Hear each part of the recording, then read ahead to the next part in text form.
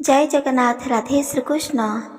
दीपावली दिन 5टी जगार 5टी दीप को दान करंतु। देखंतु गोटी गोटी करी आपणकर सबुकिछि मनस्कामना पूर्ण होइजिब। एहार प्रकृत अर्थ आमे जानिपारिबा। एही दीपावली दिन काहेकि दीप दान करा जाए, एहार प्रकृत अर्थ। द्वितीय हेउछि केउ जगार जदि आमे एपरि दीप दान करिबा ताहाले आमको क्यों पुण्यफल प्राप्त हेबो ता मध्य आमे जानिपारिबा। सेथिपाई भिडियो शेष पर्यंत निहाती भाବରେ देखंतु, ताहाले जाई आपणकर सबुकिछि मनस्कामना पूर्ण होई पारिबो। सेथिपाई चलंतु जानिबा प्रकृत सत्यता। एही दीपावली दिन 5टी दीप को दान करिले बहुत किछि पुण्यफल प्राप्त होइथाय।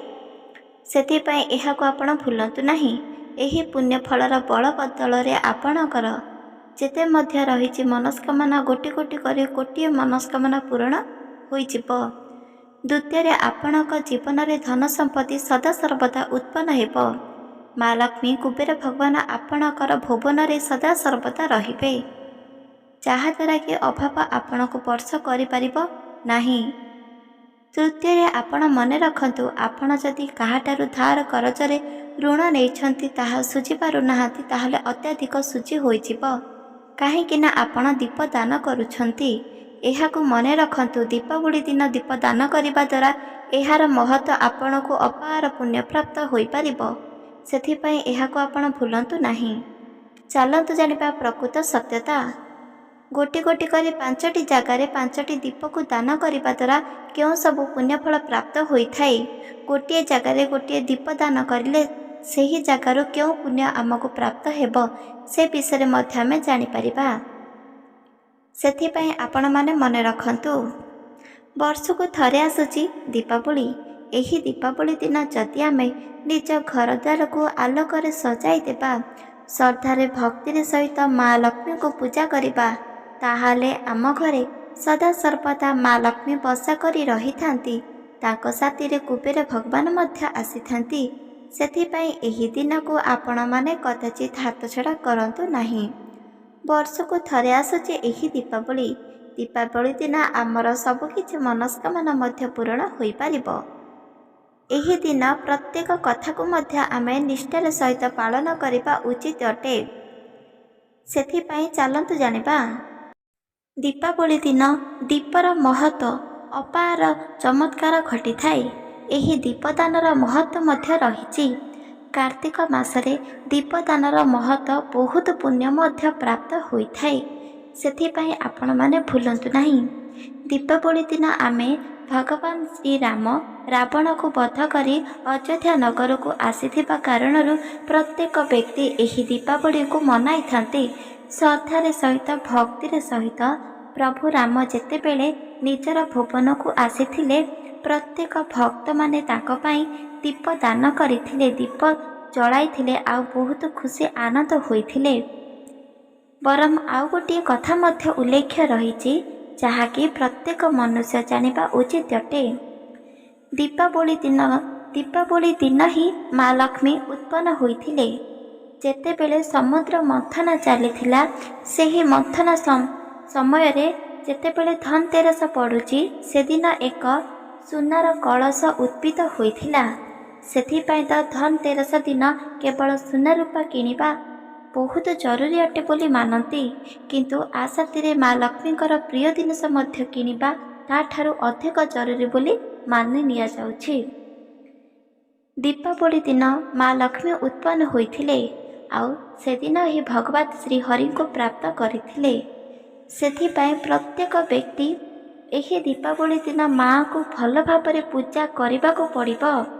काहेकि ना एही दिन ही माँ जन्मित होइथिले समुद्र मंथन बेले। सेही समय रे माँ को पूजा आराधना प्रत्येक व्यक्ति मध्य करिथिले।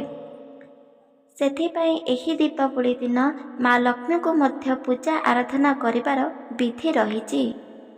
दीपावली दिन पितृपक्ष को मध्य श्राद्ध दियंती। सेदिन श्रद्धारे सहित भक्तिर सहित पितृलोकों को निज भुवन को डकांती।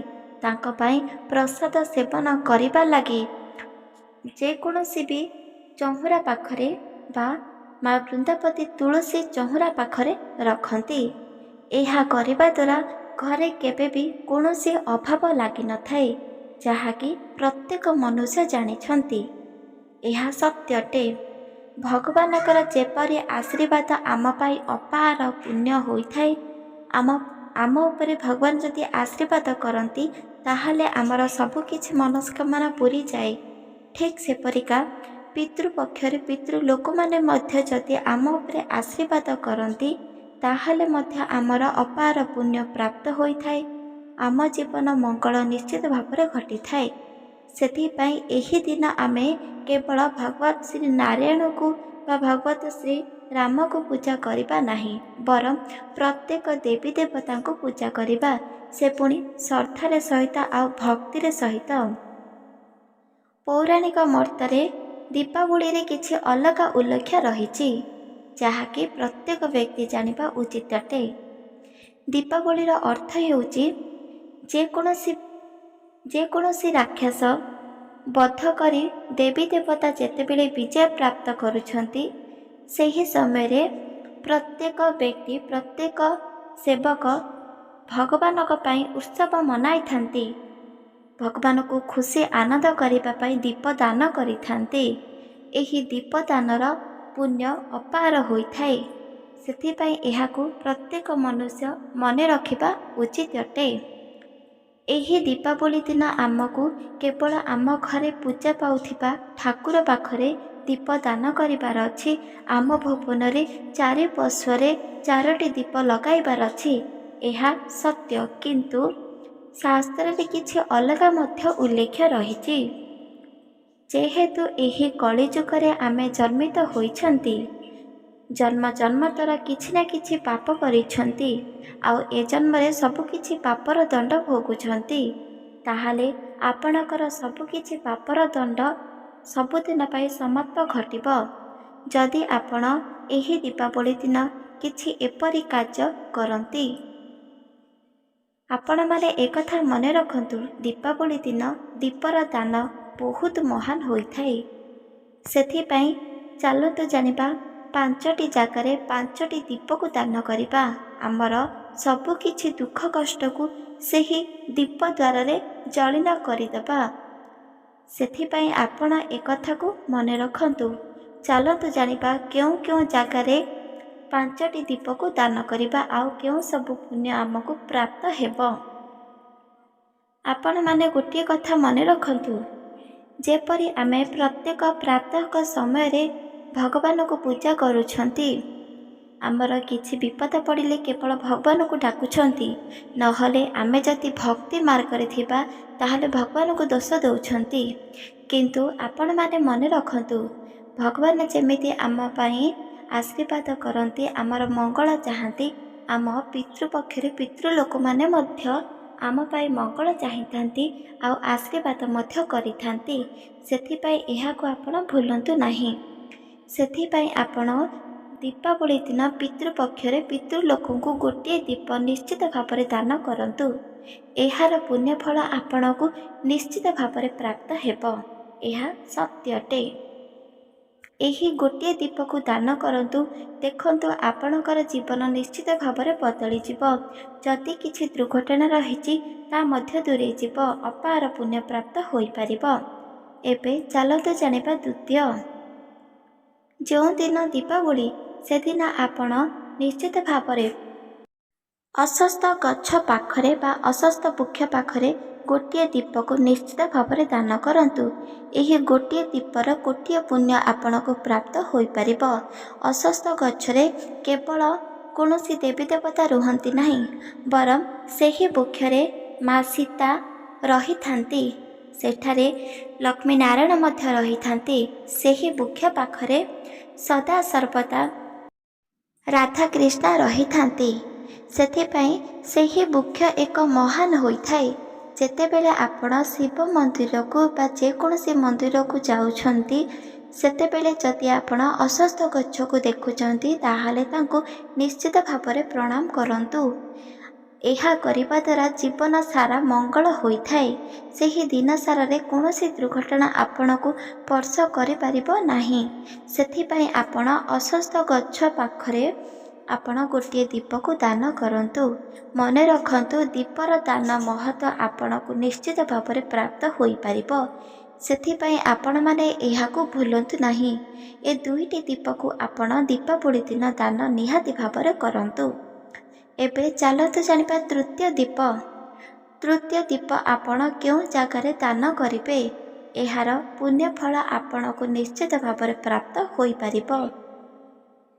ତୃତୀୟ ଦୀପ ହେଉଛି ଆପଣମାନଙ୍କ ଘରେ ପୂଜା ପାଉଥିବା ଦେବୀ ଦେବତାଙ୍କର ଫଟୋ ବା ମୂର୍ତ୍ତି ପାଖରେ ଗୋଟିଏ ଦୀପକୁ ଦାନ କରନ୍ତୁ। ଦେଖନ୍ତୁ, ଏହାର ଚମତ୍କାର ଆପଣଙ୍କୁ ନିଶ୍ଚିତ ଭାବରେ ପ୍ରାପ୍ତ ହୋଇପାରିବ। ଦେବୀ ଦେବତାଙ୍କୁ ଯେକୌଣସି ବ୍ୟକ୍ତି ଯଦି ଦୀପାବଳି ଦିନ ଦୀପ ଦାନ କରନ୍ତି, ତାହେଲେ ମଧ୍ୟ ଅପାର ପୁଣ୍ୟ ପ୍ରାପ୍ତ ହୋଇଥାଏ। ମନେ ରଖନ୍ତୁ, ସେହି ଦୀପକୁ ଦାନ କଲାବେଳେ ଶ୍ରଦ୍ଧାର ସହିତ ଭକ୍ତିର ସହିତ 5ଟି ଦୀପକୁ ଆପଣ ଦାନ କରିବେ। ଯେତେବେଳେ ଦାନ କରୁଛନ୍ତି, ହିଂସା, ଗର୍ବ, ମୋହ, ଅହଙ୍କାରକୁ ନେଇ ଦୀପ ଦାନ କରନ୍ତୁ ନାହିଁ। ଶ୍ରଦ୍ଧାର ସହିତ ପରିବାରର ମଙ୍ଗଳ ନିମନ୍ତେ କାମନା ରଖି ଆପଣ ଦୀପକୁ ଦାନ କରନ୍ତୁ। ଆପଣ ନିଜ ଚକ୍ଷୁରେ ଦେଖିବେ, ସାରା ଜୀବନ ଆପଣ ବହୁତ ଖୁସିରେ ରହିପାରିବେ। ଏବେ ଚାଲନ୍ତୁ ଜାଣିବା ଚତୁର୍ଥ ଦୀପ ଆପଣ କେଉଁ ସ୍ଥାନରେ ଲଗାଇବେ, ଯାହାଦ୍ୱାରା କି ଆପଣଙ୍କୁ ଅପାର ପୁଣ୍ୟ ପ୍ରାପ୍ତ ହୋଇପାରିବ। ଏହି ଦୀପାବଳିରେ ଆପଣମାନେ ଜାଣିଥିବେ, ମା ବୃନ୍ଦାବତୀ ତୁଳସୀ ମା ପାଖରେ ଭୋଗ ଲଗାଯାଏ। ମାଙ୍କୁ ଭଲ ଭାବରେ ସଜାଯାଏ।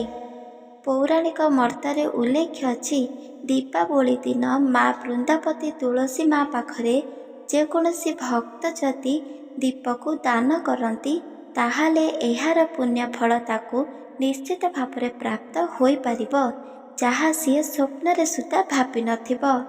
ଆପଣଙ୍କର ଅଟକି ଯାଇଥିବା ଯେକୌଣସି କାମ ମଧ୍ୟ ସଫଳ ହୋଇପାରିବ, ଯଦି ଆପଣ ଦୀପାବଳି ଦିନ ନିଶ୍ଚିତ ଭାବରେ ଗୋଟିଏ ଦୀପକୁ ଆପଣ ଦାନ କରନ୍ତି। ସେଥିପାଇଁ ଏକଥାକୁ ଆପଣ ଭୁଲନ୍ତୁ ନାହିଁ। ମା ବୃନ୍ଦାବତୀ ତୁଳସୀ ମା ପାଖରେ ଗୋଟିଏ ଦୀପ ଆପଣ ଦାନ କରନ୍ତୁ। ଏହାର ପୁଣ୍ୟ ଫଳ ଆପଣଙ୍କୁ ପ୍ରାପ୍ତ ହୋଇପାରିବ। ଏବେ ଚାଲନ୍ତୁ ଜାଣିବା ପଞ୍ଚମ ଦୀପ ଆପଣ କେଉଁ ସ୍ଥାନରେ ଲଗାଇବେ, ତାଦ୍ୱାରା ସେହି ଦୀପର ମହତ୍ଵ ମଧ୍ୟ ଆପଣଙ୍କୁ ପ୍ରାପ୍ତ ହୋଇପାରିବ। ଆପଣ ଯେହେତୁ ଦୀପାବଳି ଥିବ, ଦୀପାବଳି ସମୟରେ ଘରରେ ଚାରିପାର୍ଶ୍ୱରେ 4ଟି ଦୀପ ଲଗାଯାଏ। ପୌରାଣିକ ମତ ଉଲ୍ଲେଖରେ ଘରକୁ ସଦାସର୍ବଦା ଆଲୁଅରେ ରଖାଯାଏ ସାରା ରାତ୍ର। ଏହା କରିବା ଦ୍ୱାରା ଅପାର ପୁଣ୍ୟ ପ୍ରାପ୍ତ ହେବା ସଙ୍ଗେ ସଙ୍ଗେ ବହୁତ ମଙ୍ଗଳ ମଧ୍ୟ ହୋଇଥାଏ। ସେଥିପାଇଁ ଏହାକୁ ଆପଣ ଭୁଲନ୍ତୁ ନାହିଁ। ଏବେ ଚାଲନ୍ତୁ ଜାଣିବା ପଞ୍ଚମ ଦୀପ ଆପଣ କେଉଁ ସ୍ଥାନରେ ଲଗାଇବେ, ତାଦ୍ୱାରା ବହୁତ କିଛି ପୁଣ୍ୟ ଆପଣଙ୍କୁ ପ୍ରାପ୍ତ ହୋଇପାରିବ। ପଞ୍ଚମ ଦୀପ ଆପଣ ସେହି ଭଗବାନଙ୍କୁ ଲଗାନ୍ତୁ, ଯେଉଁ ଭଗବାନ ଦୀପାବଳି ଦିନ ବିଜୟ ପ୍ରାପ୍ତ କରିଥିଲେ। ବିଜୟ ପ୍ରାପ୍ତ କରି ନିଜ ଭୁବନକୁ ଫେରିଥିଲେ। ଉତ୍ପନ୍ନ ହୋଇଥିଲେ ଯେଉଁ ଦେବୀ ଦେବତା ଦୀପାବଳି ଦିନ, ସେହି ଭଗବାନଙ୍କର ନାମକୁ ସ୍ମରଣ କରି ଆପଣ ପଞ୍ଚମ ଦୀପକୁ ଲଗାଇ ଦିଅନ୍ତୁ। ଏହାର ପୁଣ୍ୟ ଆପଣଙ୍କୁ ଦିନେ ନା ଦିନେ ପ୍ରାପ୍ତ ଘଟିପାରିବ। ଏହାକୁ ମନେ ରଖନ୍ତୁ। ଏହି 5ଟି ଦୀପର ପୁଣ୍ୟ ଆପଣଙ୍କୁ ପ୍ରାପ୍ତ ହୋଇପାରିବ। ଯେମିତିକା ଦୀପାବଳି ଦିନ ଭଗବାନ ଶ୍ରୀରାମ ରାବଣକୁ ବଧ କରି ଆସିଥିଲେ, ସେଥିପାଇଁ ଆମେ ସମସ୍ତେ ସେହି ଦୀପକୁ ଦାନ କରିବା। ଦ୍ୱିତୀୟରେ ମା ଲକ୍ଷ୍ମୀ ମଧ୍ୟ ଦୀପାବଳି ଦିନ ଉତ୍ପନ୍ନ ହୋଇଥିଲେ, ସେଥିପାଇଁ ମଧ୍ୟ ଆମେ ପୂଜା ଆରାଧନା କରିବା। ଏହା ସତ୍ୟ ଅଟେ। ସେଥିପାଇଁ 5ଟି ଜାଗାରେ 5ଟି ଦୀପକୁ ଜାଳିବା ଆପଣ ଭୁଲନ୍ତୁ ନାହିଁ। ଦୀପର ମହତ୍ଵ ଆପଣଙ୍କୁ ନିଶ୍ଚିତ ଭାବରେ ପ୍ରାପ୍ତ ହେବ। ବର୍ଷ ସାରା ଆପଣ ଯେଉଁ ଧନକୁ ସଞ୍ଚିତ କରିପାରୁନାହାନ୍ତି, ଗୋଟିଏ ଦିନରେ ଆପଣ ବର୍ଷ ସାରାର ଧନ ସଞ୍ଚିତ କରିପାରିବେ। ସେଥିପାଇଁ ଏହାକୁ ଆପଣ ଅନ୍ଧବିଶ୍ୱାସ ବୋଲି ଭାବନ୍ତୁ ନାହିଁ, ଏହାକୁ ସତ୍ୟ ବୋଲି ମାନନ୍ତୁ। ଆଉ 5ଟି ଦୀପକୁ 5ଟି ଜାଗାରେ ନିଶ୍ଚିତ ଭାବରେ ଦାନ କରନ୍ତୁ। ଦାନର ପୁଣ୍ୟଫଳ ଆପଣଙ୍କୁ ପ୍ରାପ୍ତ ହୋଇପାରିବ। ଯେହେତୁ ଏହା ହେଉଛି କାର୍ତ୍ତିକ ମାସ, କାର୍ତ୍ତିକ ମାସରେ ମଧ୍ୟ ଦୀପଦାନ କରିଲେ ଅପାର ପୁଣ୍ୟ ପ୍ରାପ୍ତ ହୋଇଥାଏ, ଯାହା ଏକ ସତ୍ୟ ହୋଇଥାଏ। ଏହି ଦିନ ଆପଣ ଦୀପଦାନ କରନ୍ତୁ। ଘରେ ଯେତେ ମଧ୍ୟ ନକାରାତ୍ମକ ଶକ୍ତି ଥିବ, ସମସ୍ୟା ଥିବ, ଦୁଃଖ କଷ୍ଟ ଥିବ, ସବୁକିଛିର ଅନ୍ତ ଘଟିପାରିବ। ଏହାକୁ ଆପଣ ବିଶ୍ୱାସ କରନ୍ତୁ। ଆପଣମାନଙ୍କୁ ଯଦି ବିଶ୍ୱାସ ହେଉନାହିଁ ତାହେଲେ ଥରେ ପରୀକ୍ଷା କରି ଦେଖନ୍ତୁ। ସବୁକିଛି ସତ୍ୟ ଆପଣଙ୍କ ପାଖରେ ରହିଯିବ। ଏହି ଭିଡ଼ିଓ ଯଦି ଆପଣମାନଙ୍କୁ ଭଲ ଲାଗିଛି ଚ୍ୟାନେଲକୁ ସବସ୍କ୍ରାଇବ୍ କରିଦିଅନ୍ତୁ, ଲାଇକ୍ କରିଦିଅନ୍ତୁ, କମେଣ୍ଟ କରିଦିଅନ୍ତୁ। ରହୁଛି। ଜୟ ଜଗନ୍ନାଥ, ଜୟ ମା ଲକ୍ଷ୍ମୀ, ଜୟ ଶ୍ରୀକୃଷ୍ଣ, ରାଧେ ରାଧେ ରାଧେ ଶ୍ରୀକୃଷ୍ଣ।